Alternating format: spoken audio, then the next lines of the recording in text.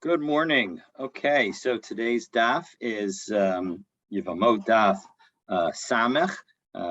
We are at the bottom of Nun Tet Amud Aleph, Nun Tet Amud Bet, excuse me. Let me share my screen. And we have been discussing who a Kohen Gadol can and cannot marry. And now we're going to introduce the concept of what happens if the Kohen Gadol went ahead and married such a person anyway. So we're going to begin 7 lines up from the bottom of Nun Tet Amud Bet with Tana Rabbanan. So Tana Rabbanan, the rabbis Tana Brisa, Anusas Atzmo Umfutas Atzmo Lo Yisa. If he himself, meaning the Kohen Gadol, that's what we're talking about, the Kohen Gadol himself rapes somebody or seduces somebody, so he is not allowed to marry them because they are not a virgin. And even though it was he that actually caused them to not be a virgin, that doesn't make a difference. It's still a problem. However, if he does marry them, he's considered married. We'll see whether or not he has to stay married. That will be a question that we'll talk about in a moment. Anusas chaveiro umufutas chaveiro lo yisa. And when it comes to somebody who was raped or seduced by another man, meaning not the Kohen Gadol, and now the Kohen Gadol marries her, and again, he's not allowed to because she is considered, she's not a virgin. So v'im nasa, if he does go ahead and do so. So Rabbi Eliezer ben Yaakov Omer havlad halal, that the child is considered a halal, meaning that if it's male, then he's treated almost as if he's not a Kohen, and if it's female, so then she's treated as if she's not allowed to marry a Kohen, and she's not allowed to participate in Truma. So Chachamim say havlad kasher. No, in fact, the child is totally considered a Kohen, totally considered a kosher for this purpose. So now we're going to analyze the language of this brisa. So if in fact in this first case where he was the one who caused the problem, the Kohen Gadol was the one who caused the problem, if he married her, so then we say that they're married. So Amar Rav Huna Amar Rav Umotzi beget, but he does have to divorce her. He has to give her a get and divorce her. One second. Well, why does it say that he's married then? What's the meaning? Doesn't that usually mean? And indeed, we'll see other cases later today where it seems to suggest that the marriage is a valid marriage, meaning that they're allowed to stay married. So Amar Rav Acha bar Yaakov Lomar. And the point of saying that im nasa nasui, that if in fact that if he married, then they're married, so that the she'em mishalem knas b'mefuta, that in fact he doesn't have to pay the penalty that's associated with seducing. Let's take a look in Rashi. She'em mefuta, because if in fact the woman had been seduced, anule nisuan lemefatre miknasa, then the marriage will allow him to avoid having to pay the fine. Because one who does the seducing, ein mishalem knas elakash ein konsa. There's only a penalty that the Torah imposes in Shmos Kaf Bet, only if in fact he does not marry her. But if he marries her, he doesn't have to pay the penalty. If he refuses, that's when you have to pay the penalty. So but if in fact he will take her as his wife, so Isha as his wife, lo yitain klum, then he doesn't have to pay anything. Now that the important thing is to note that this is different from a rape case. About onus, if in fact he rapes the woman, the rapist in Torah law is no sin miyad afilu hu konsa. He has to pay the penalty even if he marries her. That he has to pay the penalty and he has to make her his wife. So that's a very important difference. So the point is that why did we say im nasa nasui? We said that because if in fact they do get married, there's no penalty for the Kohen Gadol for the fine associated with seducing somebody and not marrying them, even though that the Kohen Gadol is going to have to divorce her. So the point is that he at least will not have to pay that fine. Now, Tosfos asks an interesting question. Tosfos says, "V'im tomar b'chevin deboya get," since it's going to require a get, the isla ksuva, and he obviously has to give her a ksuva because they're married. Kamo almana, like a other widow, the Kohen Gadol, the yesh la ksuva, like a Kohen Gadol to a widow that also has a ksuva, kidamrim b'yesh mutara. So then, what's the difference? Meaning the amount that you pay under a ksuva, at least according to this, seems to be the exact same amount that you would pay 200 dinarim, exact same amount that you would pay for the penalty. So what's the difference? So 4 differences does Tosfos mention. One is mechila is only possible for a ksuva. 2 is a fine, and so as a result, it's possible to be mochel the payment when it comes to the ksuva, but the penalty payment that can't be forgiven. The woman is not able to forgive that. She needs to that penalty payment needs to be made, and of course the father of the woman also has no ability to forgive that. So a fine on the other, okay, and then a second, a fine must be paid from the best property, whereas a ketubah need not. And then 3, a ketubah for a non-virgin is only a rabbinic requirement, while the fine is biblical. And 4, the obligation to divorce her is only rabbinic, and so if he violates that rabbinic prohibition, so then he would not end up having to give her the ketubah, and so as a result, that's another aspect that's an important difference. So okay, so now the Gemara is now going to explain Azal Rav Gavia mibei Kassel. So Rav Gavia from Beit Kassel, he goes Amra l'shmata kamei de Rav Ashi, and he taught this teaching in front of Rav Ashi. Amra le, Rav Ashi said, V'harav Rabbi Yochanan da Amri Tarbayu Bogeres Umukas Eitz Ulo Yisa V'im Nasa Nasui. So so the problem is we have another statement that says that if a Kohen Gadol married a Bogeres, or a woman who was wounded with a piece of wood, so if they get married, so then they're married. Alma Sofa Liobos Bogeres Tachtav.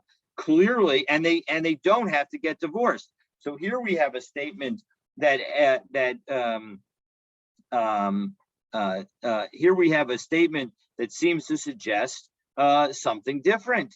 That in the that it was taught by Rav, right? And Motzi beget, they have to get divorced. So why is there this difference between a woman who's 12 and a half or a woman who's been wounded? Clearly the reason that it's different is and sofa liod mukas eitz tachtav, meaning the status was going to happen naturally, meaning the woman it doesn't make a difference whether she's married or not married.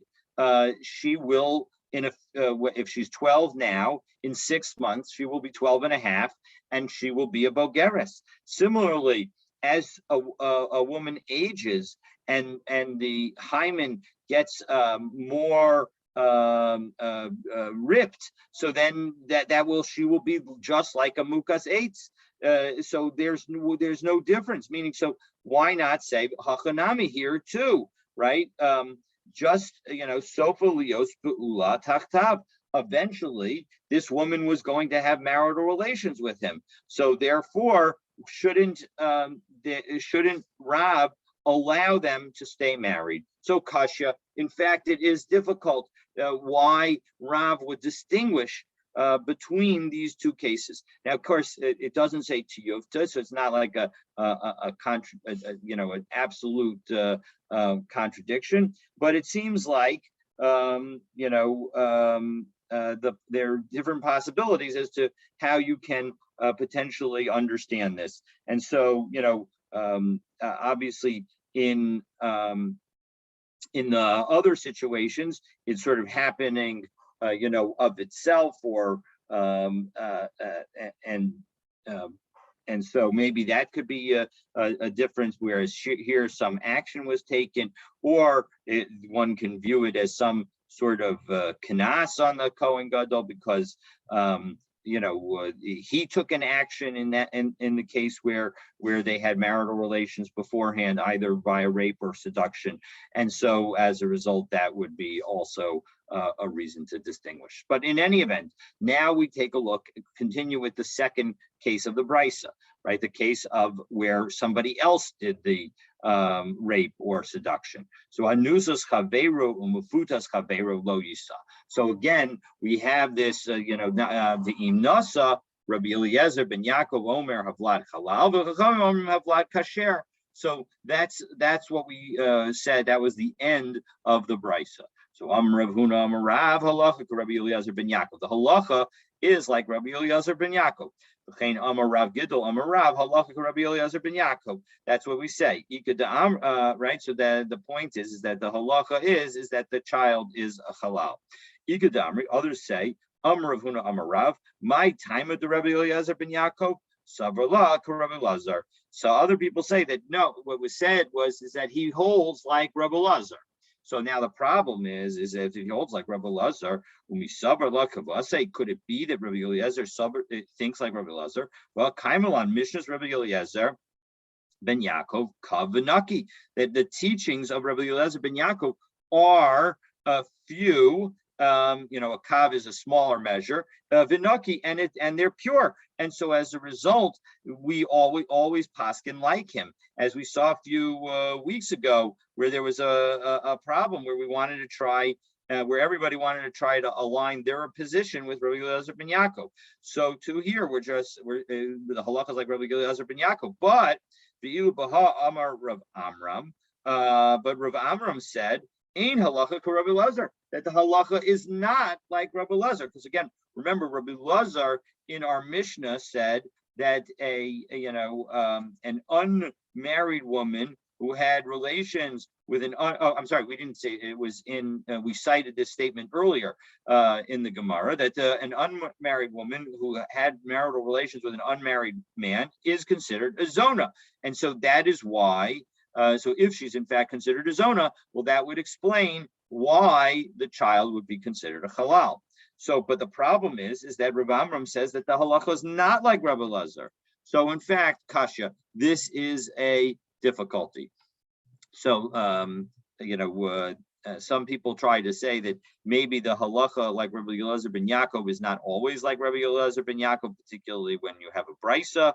But seems to me that the other possibility is that maybe there's another reason for saying that she's a halal, not like Rabbi Lazar, meaning that the broad principle that Rabbi Lazar says of of an unmarried woman and an unmarried man might not be true, but in this particular instance, we would treat her as a zona.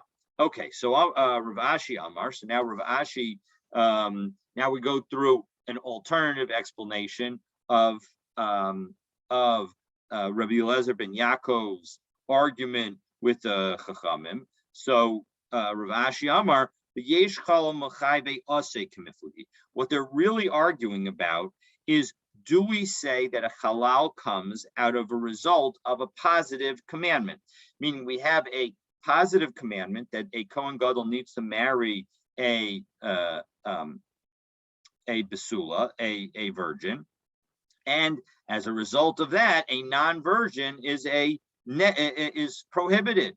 So that is a negative commandment that comes from a positive commandment. So Rabbi Eliezer ben Yaakov Savar, Yesh Chalom Machayve Ase, that in fact there is such a situation that the halal does come from a negative, from a prohibition that results from a positive commandment.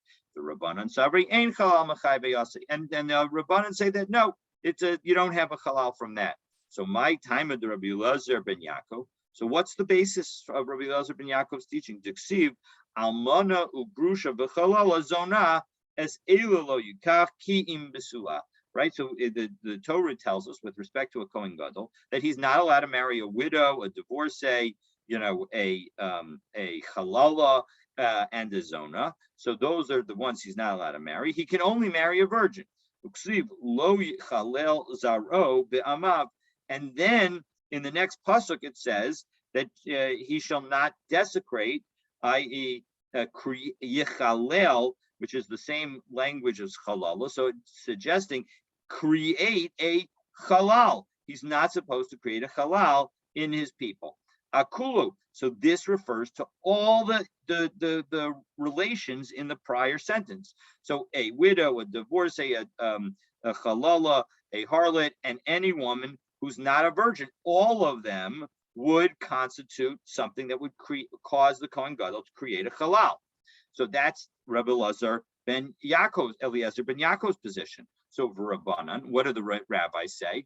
Eila hifsika inyan. So the words, again, the pasuk says, Almanu grusha v'chalala zona es eila lo yikach ki im bisula. That eila differentiates between the first four categories, Almana, grusha, chalala, and zona, and the fifth category of bisula. That only the first four categories will result in the next pasuk being true, that it will be yichalel zaro be'amav, that if in fact he does that, then that will end up creating a halal.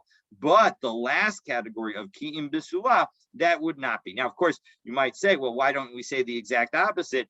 And because after all, the ki'im bisula is after the eila and therefore closer to the lo yichalel. And the answer to that is that would result in a very odd situation where a non-virgin would be stricter than a widow, divorcee, desecrated woman, or a harlot. And so that doesn't make any sense. And so as a result, the separation of Eila, it comes in the opposite direction. And so we say that we're going to take it in the way that makes the most sense, namely that the first four will create a halal, but the fifth one, namely a non-virgin, would not create a halal. Rabbi Eliezer ben Yaakov. So all right, so what does he do with the word Eila? Eila l'mu'utei nida. The point of Eila is that only these five categories constitute the exceptions, the things that would create a halal. But if in fact the Kohen Gadol has marital relations with the nida, even though that is prohibited, so that would not constitute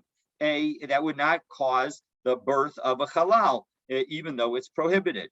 So kaman azla hadatanya. So 1 second. So now we have this following brisa statement. Who does this go like? Me'ela ata osa halal. Only from these do you produce a halal. The iyata osa halal menida, but you don't produce a halal from a nida. So kaman Rabbi Eliezer ben Yaakov. So that's perfect. It all sets up just like Rabbi Eliezer ben Yaakov. But now we still have a problem because for Rabbi Eliezer ben Yaakov, nichtavei le'ela lebasof. Why did you? So you've learned something, Rabbi Eliezer ben Yaakov, from the word Eila. But if the idea is that the five cases in our pasuk are all supposed to be treated the same, meaning that they're all halals, the product of those relationships will result in a halal. So why doesn't the pasuk say Eila at the end and put all five together? Why does it put four in the beginning, Almana, Grusha, Halal, and Zona, and then say Ki'im Bisula, that he can only take a virgin?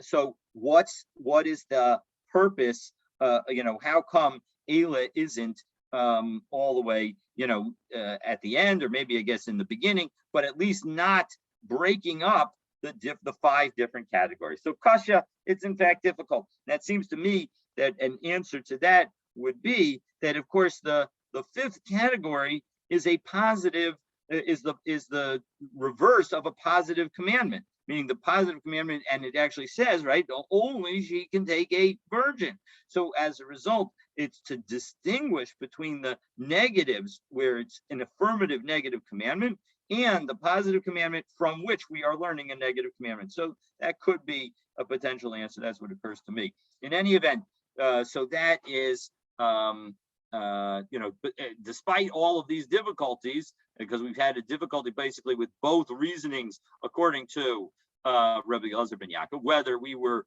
explaining it as based on Zona or based on Halal, based on the pasuk. So either way, but in the end, we say that the halacha is like Rabbi Elazar ben Yaakov. So now we come to the next case. So Tana Rabbanan, Achoso Arusa. So a Kohen is generally not allowed to become tamei to anyone, to a dead body, especially. And but there are exceptions made for 7 close relatives, namely the father, the mother, the sister, the brother, the wife, the son, and the daughter. So those 7. However, with respect to a sister, a Kohen may only, we're going to see that there's a pasuk that says, "V'la'achoso habisula hakarova elav asher lo ha'isa le'ish la'yitama." So to his sister, who is a virgin, who is close to him, we'll have to understand what that means, that has not been with a man, to her, for her, he can be tamei. So that's what the pasuk says. So we're going to now say, well, that there's a connection between the marital relationships that will cause a sister of a Kohen to no longer be sufficiently connected to that Kohen, so the Kohen can't become tamei with her, and to the marital relationships that would cause a woman to no longer be able to marry a Kohen Gadol. And so we're going to tie those 2 issues together. And so so this brisa is going to do that. So Tana Rabbanan, Achosa Arusa. If you have a sister, the sister of a Kohen, who engaged in Erisin, so Rabbi Meir of Rabbi Yehuda Omrim Mitamela.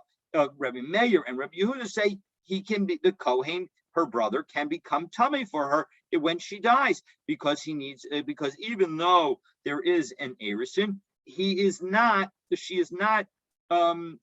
had marital relations, and she is not sufficiently distanced from him as to cause that to be prohibited.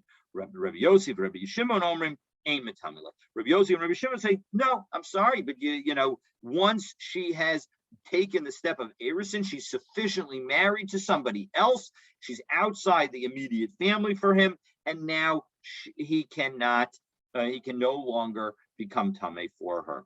So Anusa umefuta divrei hakol ein mitamela. But if in fact the sister was raped or seduced, everybody agrees that he's no longer allowed to contaminate himself for her, because somebody else is going to have a level of responsibility associated with her.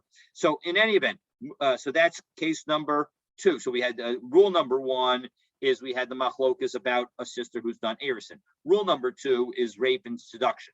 Rule number 3, umukas eitz ein mitamela divrei Rabbi Shimon, that when it comes to somebody who had lost on some level her her virginity from the perspective of her hymen having being torn. So according to Rabbi Shimon, that is also sufficient to cause a problem and not allow the brother to become tamei to her. Shahai Rabbi Shimon Omer, Rabbi Shimon says, Ru'uya l'chohen gadol mitamela. Ru'uya l'chohen she'ein ru'uya l'chohen gadol ein mitamela. He basically connects, as I said at the beginning of this brisa, he connects the concepts of to whom can a Kohen Gadol marry, and to whom can a Kohen who's a brother become tamei. So if the woman can't marry the Kohen Gadol, then the brother can't become tamei for her.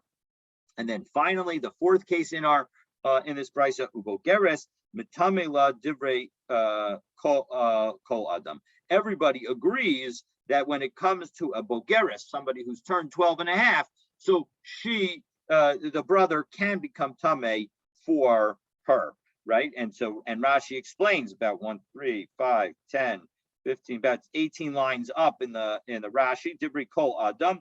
Afilu Rabbi Meir, even Rabbi Meir, the puzzle bogeres le Kohen Gadol, who says that a Kohen Gadol cannot marry a bogeres, somebody who's turned 12 and a half. Hacha le'inyan tuma iturabe kidol kaman. We will see an explicit verse that shows that that in this particular instance the brother can become tamei to her. So my time at the Rebbe Meir, Rebbe Yehuda. So now we're going to break down each of the four pieces of this brisa. So the first is to understand the positions of Rebbe Meir and Rebbe Yehuda and Rebbe Yossi and Rebbe Shimon. So to Darshe Hachi, everything is going to be now based on this verse. So everything is going to be based on that verse. And so now let's take a look at how they break down this verse. They derive it from the following reading of the verse. If she has to be a virgin, meaning that she can't have been violated or seduced, then she would be no longer a virgin. So as a result, there would no longer be an ability for the Kohen, the brother, to become tamei for her. So Yachol Sha'ani Motzei Af Mukaseit. Now I might have thought that all that matters is the loss of the hymen, and so as a result, even if there was a wound as a result of a piece of wood, so that would also cover that would also mean that she would no longer be able to be, the brother would not be allowed to become tamei for her. Talmud Lomar Asher Lo Haisa Leish. The pasuk at the end says, who did not have relations with a man, meaning Misha Havayasa al Yadeish. Her status of being a non-virgin needs to be through a man. It can't be through a piece of wood. So Yatzazo she'ein Havayasa al Yadeish, right? This didn't happen through a man. It happened through a piece of wood. So Hakrova, and it needs to be there. And what about the fact that the pasuk references krova, meaning that there's a relationship? The Rabos Arusa, right? So that comes to tell us that the brother can contaminate himself to an Arusa. Elav, the Rabos Habogeres. And to him, that the pasuk comes to that the krova Elav comes to tell us not only can he be tamei to an Arusa, he can also be tamei if his sister is a Bogeres. So even though we, according to some opinions, that we saw that the Rebbe Meir says that a Bogeres is not allowed to marry a Kohen Gadol. So here, because we have a special riboy, will allow the brother who's a Kohen to become tamei for a 12-and-a-half-year-old sister. So halama likra. What now? Why do we need this pasuk? Amar Rebbe Meir besula afilu mixas besula mashma. That the issue is that actually, if we look back, so Rebbe Meir is the one who says, hold on just a second.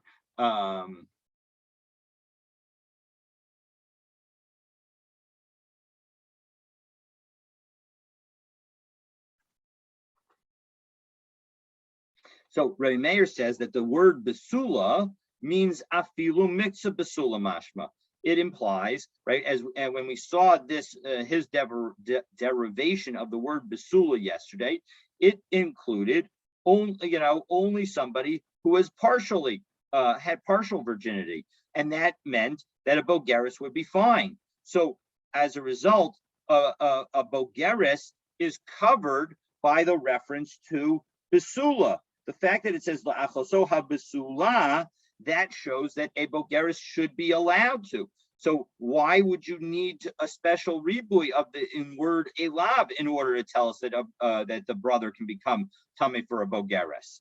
Okay, so itzrich salka daita chamina, right? The only reason that a bogeres is not allowed to marry the Kohen Gadol, according to Rebbe Meir, is because we then expand it and we say bisuleha.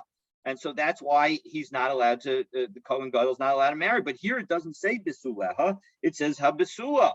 So therefore, we should say that bisula indicates that a bogeres is permitted, the brother is permitted to become tamei for her. So itzrich, no, we need to have the special teaching, because salkadai kamina nelef bisula mehasam. Maybe I would think that we would talk about, just as we have basula over there, in connection with Yimatzei Ish Na'ara Besula, when we talk about the prohibition of a man finding a Na'ara who is not married and takes her, so that just as there we're talking about, it doesn't make a difference whether whether she's I might think that just Malahalan Na'ara, just as over there it means Na'ara and not Bogeres. So Afkan Nami Na'ara, I would think that over here it's that Besula over here also means Na'ara and not Bogeres. So Kamash Malan, that's why it needs to tell us that in fact a lav is necessary to tell us that a Bogeres can that the brother can be tamei even for his sister who's a Bogeres.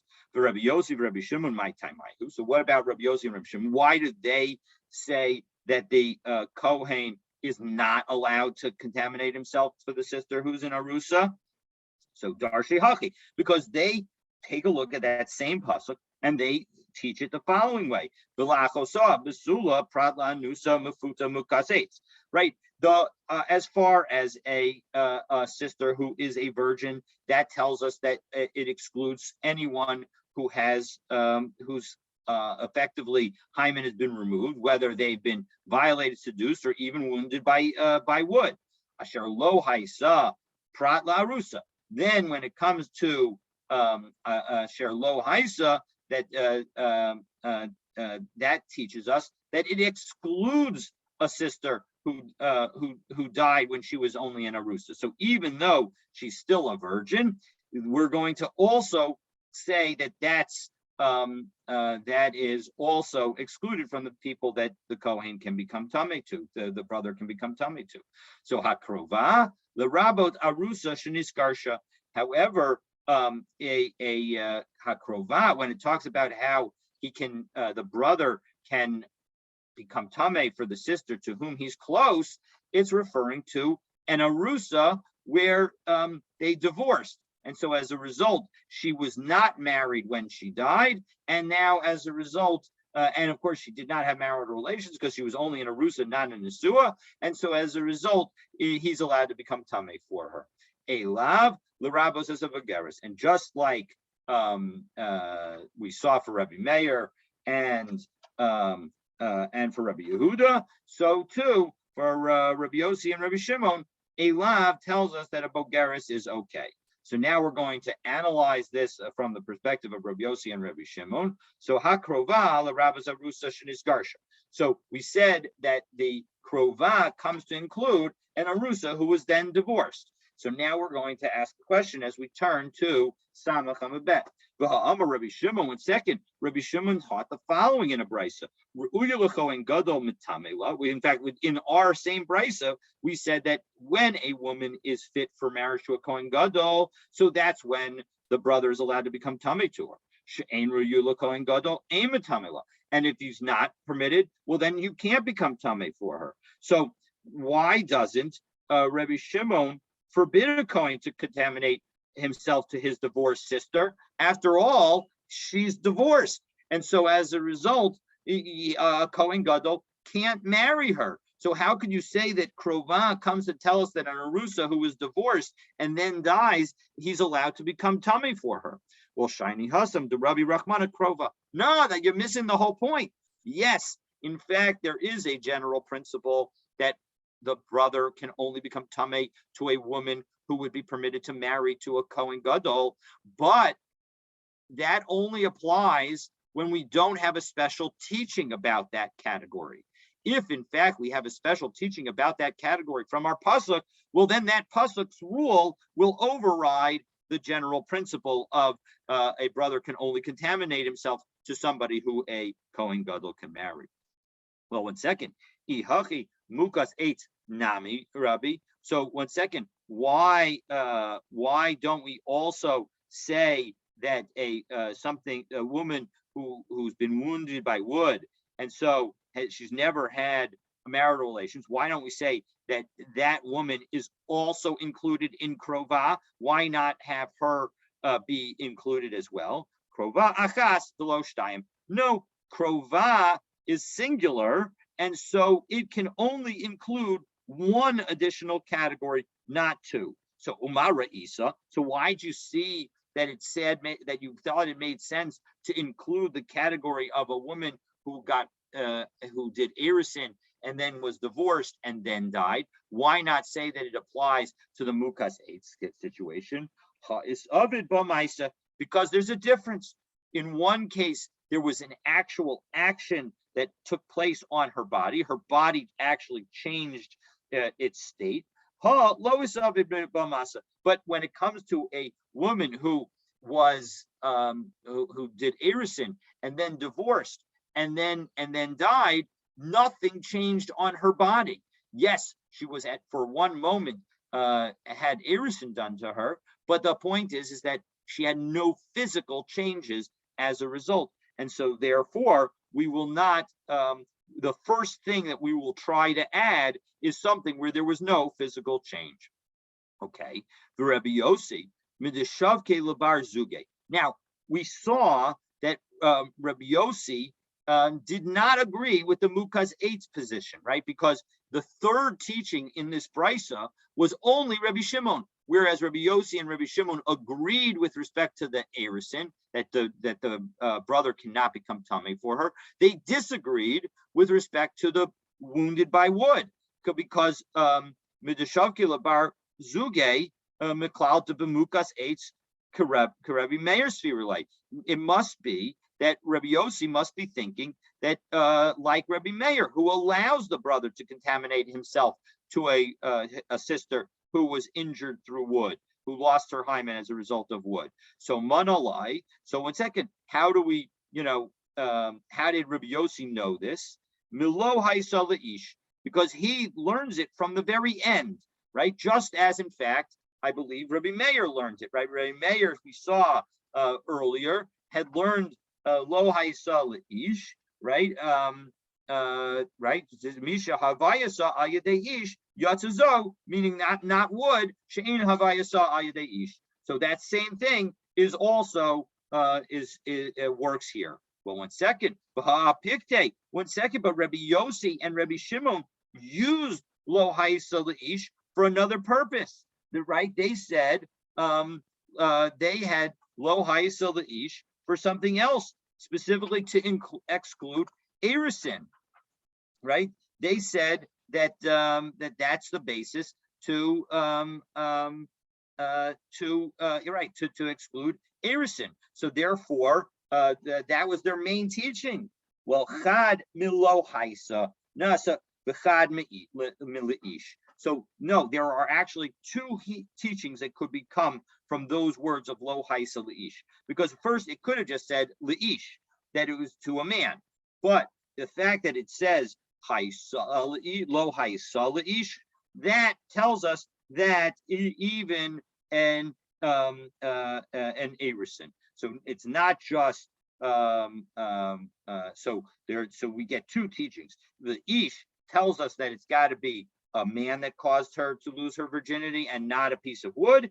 And lo haisa tells us that even if in fact they had engaged only in Erisin, that is sufficient to cause the prohibition for him, for the brother to become tamei for his sister. Okay, so what about another question according to Rebbe Shimon's teaching? Because we have the following problem: a lav l'rabas habogeres, right? So a lav teaches us that a bogeres is allowed to that when a bogeres dies, when 12-and-a-half-year-old sister dies or more, so then the brother is allowed to become tamei for her. Well, why did we need to teach that? Right? Rabbi Shimon Rabbi Shimon taught the following. He began his drasha with the fact that Besula means a complete virgin. And so Besuleha teaches even partial is okay. And so as a result, he let the Kohen Gadol be, he let a Kohen Gadol marry a Bogeres. Well, if he lets a Kohen Gadol marry a Bogeres, well, then just as he said, right? He's the one who, Rabbi Shimon's the one who said that that marriage, that the category of marriage to a Kohen Gadol is determinative of the category of who a Kohen can be tamei to. So why did you need to tell us the Elav drasha? Let it just be based on the fact that a Kohen Gadol is allowed to marry her. So as a result, a Kohen's allowed to become tamei to her, tamei for her. So Taima Day Nami Hasam Hacha Mehacha. So why not have his reasoning over here be based on that same thing? The Darish Hachi Mid Elav L'Rabbas Abogeres Miklal de Besula Shalema Mashma. Doesn't that suggest that really he agrees that Basula includes a complete virgin and therefore not a Bogeres, and so as a result, that is why. So Rabbi Shimon, right? I'm sorry. This is the answer. I apologize. So Taima Day. Now let's read it again. So Taima Day. Nami Haisa Mihacha. Right? No, the whole reason that he knew that Basula was a complete virgin, and Basuleha therefore excluded a Bogeres, was because of the teaching over here of Elav. The Darish Hachim the Elav l'Rabbas Bogeres. That he knew that Elav over here told us that a Bogeres that the brother could become tamei to a Bogeres. So that the fact that we know that the brother can become tamei to a Bogeres, Miklal de Besula, that when that verse over here in connection with the brother becoming tamei, namely the verse Lachasoha Besulaha Krova Elav Asher Lo Yahisal Ish La Yitama, that tells us that the Basula over here, Basula Shalema Mashma. We need that in order to teaches us that Basula is a complete Basula. And so as a result, because it's a complete Basula over here, and you have the teaching of Elav to tell us that that a Bogeres is excluded. So therefore, when we have the same word in connection with whom a Kohen Gadol can marry, so Basula over there also means a complete virgin. And so as a result, when it then says Basuleha, it tells us that it's not a complete virgin, and therefore a Kohen Gadol can marry a Bogeres. But the whole point is that the only way that you figure out over there by a Kohen Gadol that Basuleha would allow a Kohen Gadol to marry a Bogeres is because of the teaching over here that Elav tells us that that Basula means a complete virgin. And so that is the way. So as a result, he does in fact need the Elav teaching. Okay, so now that we've explained all the opinions of that brisa, so now the Gemara teaches a new brisa. Okay, and the new brisa is as follows: Tanya, Rabbi Shimon ben Yochai Omer, Gioris Pechusa Mibas Shalosh Shanim Biyom Echad Ksheru L'Chahuna. That if you have a convert who is under 3 years old, 3 years in a day, that convert can marry a Kohen. Shene'amar v'kol hataf b'nashim asher lo yadu mishkav zachar hachayu lachem. Right, because in connection with the battle with Midjan, when they took the women back, the women that were allowed to stay alive were the women who had not had any marital relations, and they were presumably spared in order to be able to be taken as wives. Now, one of the soldiers was Pinchas, and so as a result, the fact that Pinchas could potentially marry them, and the fact that they would have to be converts in order to marry anyone, well, that shows that obviously Pinchas would be allowed to marry them. V'Rabbanan. One second. Well, why don't the rabbis agree with Rabbi Shimon ben Yochai then? Why do they say that that even a convert who's under the age of 3 cannot marry a Kohen? Don't they have that same Sukkim pasuk in the Torah that tells us that these are the people who are spared? So that pasuk is telling us that they could be left alive so that they could be slaves, whether it's male slaves or female slaves, but it was not in order to marry them. Well, ihachi bas shalosh shanim b'yom echad nam. So 1 second. If, according to Rabbi Shimon ben Yochai, you're saying that it has to be 3 years and a day, well, why don't you say that it just means that they didn't have marital relations? Because that's what the pasuk says. It says that they didn't have marital relations. So how come you're saying that the threshold is 3 years and a day? Rav Huna. It's like Rav Huna. Rav Huna Rame, because Rav Huna noticed the following contradiction. Ksiv these are Perek Lamed Aleph Sukim Yud Zayin and Yud Chet in Sefer Bamidbar. In the first pasuk says V'chol Isha Yodas Ish Lemishkav Zachar Harogu, that any woman who is known, who's had knowledge with a man, who's had marital relations with a man, those all of you should kill, right? Ha'ena yodas kaimu. The implication of that is let anybody who did not have marital relations, anybody who's a virgin, let them stay alive. Miklal dahataf bein yadu bein lo yadu kaimu. So the point is, and in addition, it said isha. That implies an adult. So that would suggest that all children, irrespective of whether or not they had relations, they should stay alive. But then it says, so then it says, but all the young children among the women, again, who have not known a man, so again, spare them. That implies hayade harogu. That implies that the young people should get killed if they had marital relations. So how do we coincide these two statements? So have omer. So the point is that it's not actually talking about whether or not they had marital relations, but it's talking about whether or not they're old enough to have marital relations. So if they're old enough to have had marital relations, so then you just kill them. But if in fact they were not old enough to have marital relations, those are the few who were spared. And Tanya Nami Haki, we actually have a brisa that supports Rav Huna's teaching. V'kol isha yodas ish, that any woman who's known a man, the pasuk was talking about one who is old enough to have marital relations, irrespective of whether she had them. Ata omer beru'uya lebal oena ela niv'ala mamish. Now, 1 second. How do you know that it means fit and not actual having had marital relations? Because when it talked about children, you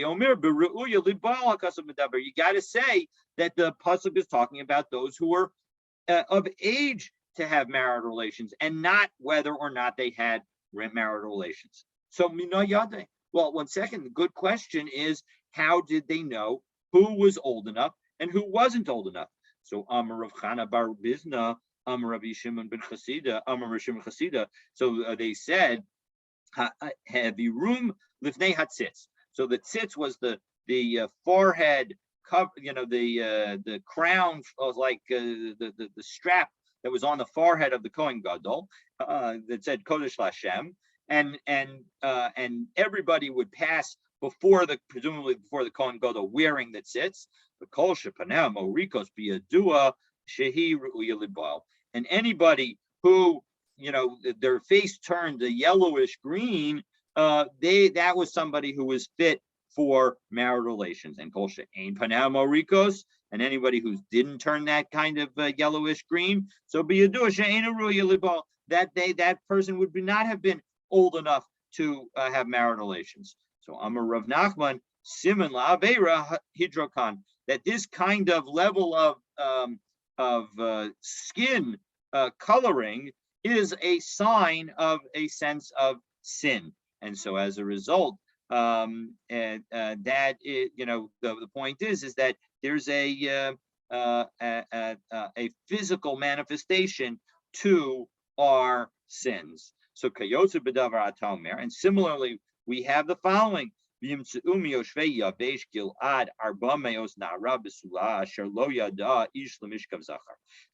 in connection with the Pelegesh Begiva story, so they found 400 virgins. So how about in that situation? How did they know which women were virgins? So Amar Rav Kahana, Hoshivum al pi chavis shel yayin. they sat them on open barrels of the opening of the barrel of wine. So Be'ula, if she had had marital relations, Recha Nodev. Well, then her breath would have, somehow the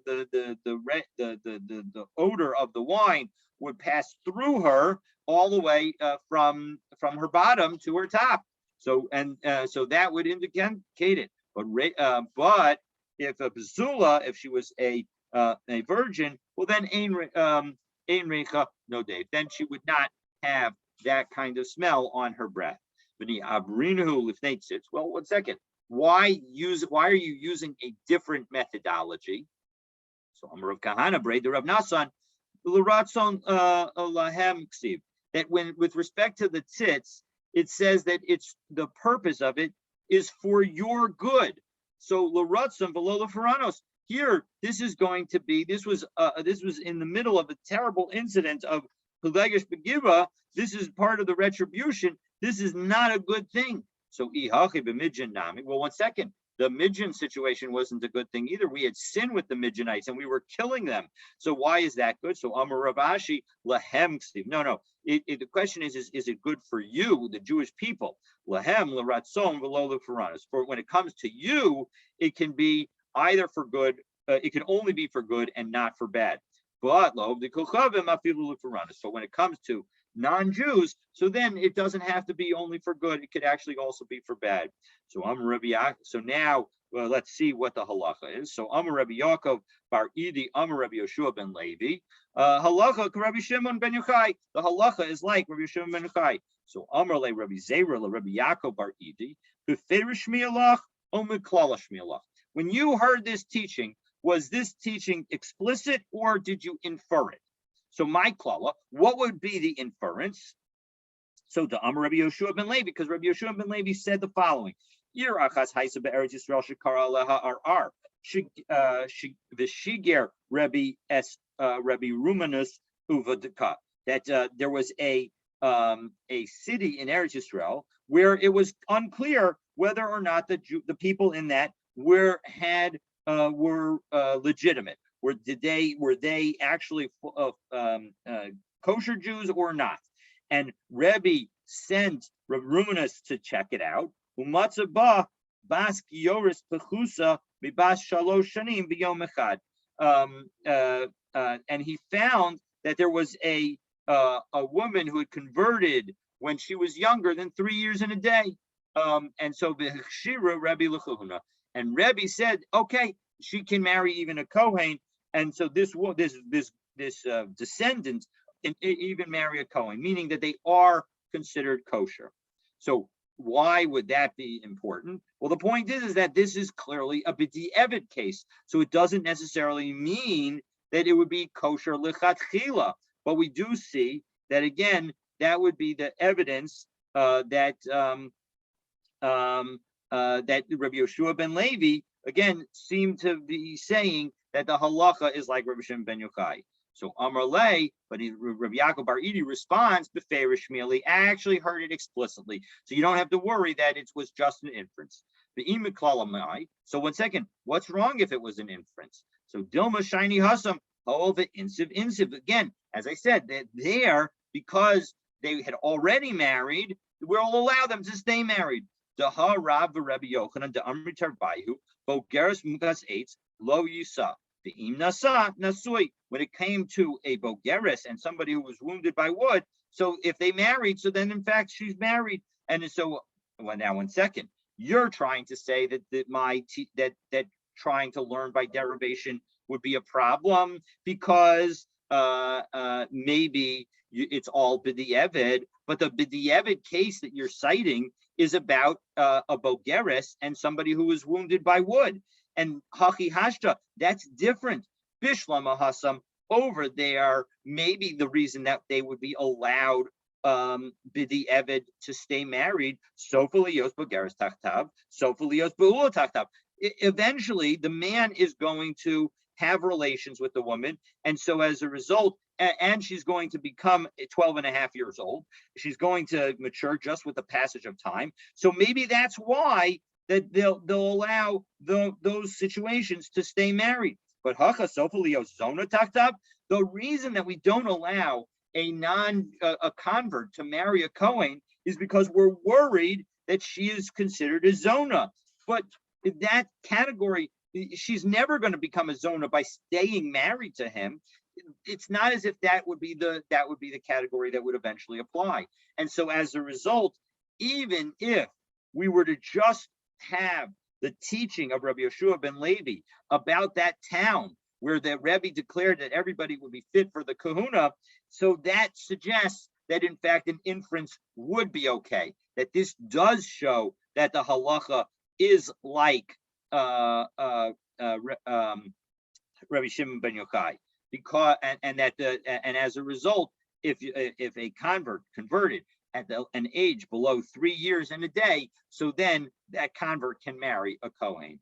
Rav Safra Masni La Miklala, and Rav Safra taught this whole teaching saying it was all from an inference, not that he heard it from a Shemiya.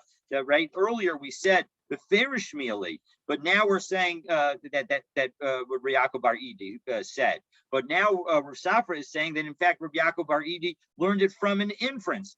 The Kashale, and then the question was asked of him, and we answered that in fact you can learn it from an inference, because the situation of B'di'eved, where Rav and Rav Yochanan say that a B'di'eved woman is allowed to stay married, that's because the situation will happen on its own. She will be a bogeris. She will lose her hymen. But the situation with respect to a convert, if we had considered it a zona when she was under 3 years, that wouldn't change, and as a result, she would have to get divorced. And so the fact that we didn't make them get divorced shows that they can marry in the first instance. So we'll pick up from Hahu Kahana and basically a disputation of this ruling according to Rabbi Yochanan, Rav Shimon ben Yochai, and we'll see that, God willing, tomorrow. So stay tuned, because we'll see that not everyone agrees that the halacha is like Rabbi Shimon ben Yochai.